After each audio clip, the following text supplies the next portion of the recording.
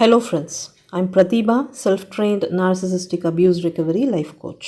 Narcissistic abuse பற்றின கன்ஃபியூஷன்ஸையும் டவுட்ஸையும் clarify பண்ணிக்கிறதுக்காகவும் ஹீலிங்காகவும் என்கிட்ட paid session attend பண்ணணும்னு நினைக்கிறவங்க ஸ்க்ரீனில் தெரிகிற இந்த வாட்ஸ்அப் நம்பருக்கு மெசேஜ் பண்ணுங்கள். உங்கள் வாழ்க்கையை மாற்ற போகிற 30 நாள் சேலஞ்சோட 6வது நாள். இன்றைக்கி நீங்கள் இன்னொரு ட்ராமா ஹேபிட்டை உடைக்க போகிறீங்க. ஓவர் எக்ஸ்பிளைனிங், அளவுக்கு அதிகமாக விளக்கம் கொடுக்குற ஹேபிட்டை உடைக்க போகிறீங்க. நார்சிசிஸ்டிக் ஃபேமிலி சிஸ்டமில் வளர்ந்த ஸ்கேப் கோட்ஸுக்கு ஓவராக மற்றவங்களுக்கு விளக்கம் கொடுக்குற அந்த ஒரு பழக்கம் இருக்கும். நீங்கள் செய்யாத தப்புக்கெல்லாம் உங்களோட பேரண்ட்ஸ் உங்களை பழி சொல்லும்போது அவங்களுக்கு புரிய வச்சு அந்த மிஸ் அண்டர்ஸ்டாண்டிங்கை சரி பண்ணுறதுக்காக நீங்கள் உங்கள் சைட்லேருந்து நிறைய விளக்கம் கொடுப்பீங்க. ஆனாலும் அவங்க அதை ஏற்றுக்காமல் உங்கள் மேலே தான் தப்புன்னு சொல்லி உங்களை நம்ப வைப்பாங்க. இப்படி அடிக்கடி நடக்கும்போது உங்கள் மேலே உங்களுக்கு நிறைய செல்ஃப் டவுட் டெவலப் ஆகும். உங்கள் மேலே தப்பு இல்லைன்னு யாராவது ஒருத்தர் சொல்லணும்னு தேடிக்கிட்டே இருப்பீங்க. அந்த ஒரு அக்னாலஜ்மெண்ட்டையும் அப்ரூவலையும் தேடிக்கிட்டே இருப்பீங்க. அதுக்கப்புறம் யாராவது உங்களை கேள்வி கேட்டாலே பதட்டமாயிட்டு அளவுக்கு அதிகமாக விளக்கம் கொடுக்க ஆரம்பிச்சிடுவீங்க.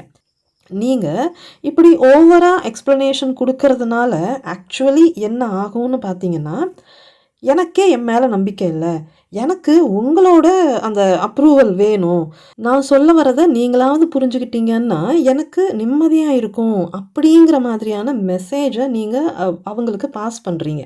அப்போது அவங்க உங்களோட அந்த வீக்னஸை புரிஞ்சுக்கிட்டு மேலே மேலே உங்களை கேள்வி கேட்டு அட்டாக் பண்ணிக்கிட்டே இருப்பாங்க. நீங்கள் உங்களை பற்றி சொல்கிற தகவலையெல்லாம் யூஸ் பண்ணி உங்களை இன்னுமே காயப்படுத்துவாங்க. உங்ககிட்ட கேள்வி கேட்குறவங்க யாருக்கும் முதல்ல உங்களை புரிஞ்சுக்கணும், உங்களுக்கு சப்போர்ட் பண்ணணும் அப்படிங்கிற எந்த அக்கறையும் கிடையாதுங்கிறத நீங்கள் தான் முதல்ல புரிஞ்சுக்கணும். நீங்கள் யாருக்கும் எந்த விளக்கமும் கொடுக்கறதுனால உங்களுக்கு எந்த நல்லதும் நடக்க போகிறதே கிடையாது. செல்ஃப் ரெஸ்பெக்டோடையும் கான்ஃபிடென்ஸோடையும் யோசிக்கும்போது மற்றவங்களோட கேள்விக்கெல்லாம் நீங்கள் அதிகமாக விளக்கம் கொடுக்கவே மாட்டீங்க. உங்கள் பக்கம் இருக்கிற உண்மையும் நியாயமும் உங்களுக்கு தெரிஞ்சால் போதும்னு யோசிப்பீங்க. அதை மற்றவங்களுக்கு ப்ரூவ் பண்ணணும்னு ட்ரை பண்ணவே மாட்டீங்க. ஸோ இனிமே யாராவது உங்ககிட்ட கேள்வி கேட்கும்போது நீங்கள் சுருக்கமாக பதில் சொல்லுங்கள்.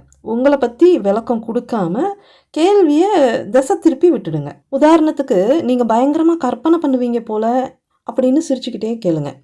இல்லைனா யார் என்ன சொன்னாங்களோ அவங்கக்கிட்டேயே போயிட்டு விளக்கம் கேட்டுக்கோங்க அப்படின்னு சொல்லிடுங்க. இந்த மாதிரி நீங்கள் உங்களை பற்றி எந்த விளக்கமும் கொடுக்காம ரொம்ப சுருக்கமாக பேசும்போது மற்றவங்களுக்கு உங்கள் மேலே கண்ட்ரோல் இல்லாமல் போயிடும். இன்னையிலேருந்து இந்த ஹேபிட்டை ஃபாலோ பண்ணுங்கள். அது உங்களோட பவராக மாறும்.